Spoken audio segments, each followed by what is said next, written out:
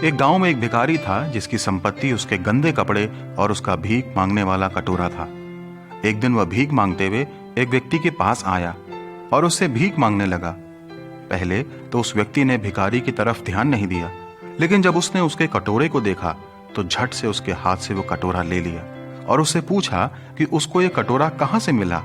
भिखारी ने जवाब दिया कि यह कटोरा उसके दादाजी का है।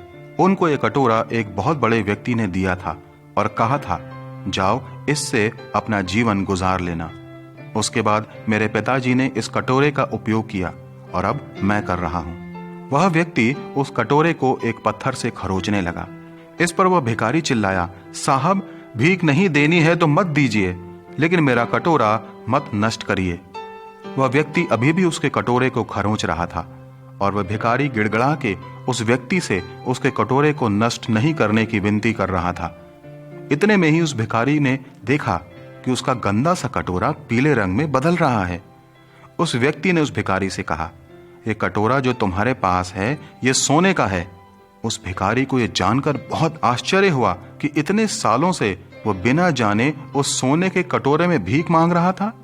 मित्रों, क्या हमारे साथ भी ऐसा नहीं होता है?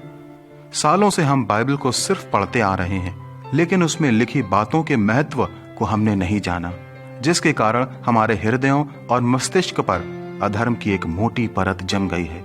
यदि आज आप इस अधर्म की मोटी परत को हटाना चाहते हैं तो परमेश्वर के जीवित वचन को पढ़ें, उसमें लिखी बातों का मन से पालन करें। तब आप परमेश्वर की उपस्थिति की चमक का अनुभव अपने जीवनों में करने पाएंगे। पवित्र बाइबल की पुस्तक नीति वचन के 16:20 में लिखा है, जो वचन पर मन लगाता वह कल्याण पाता है।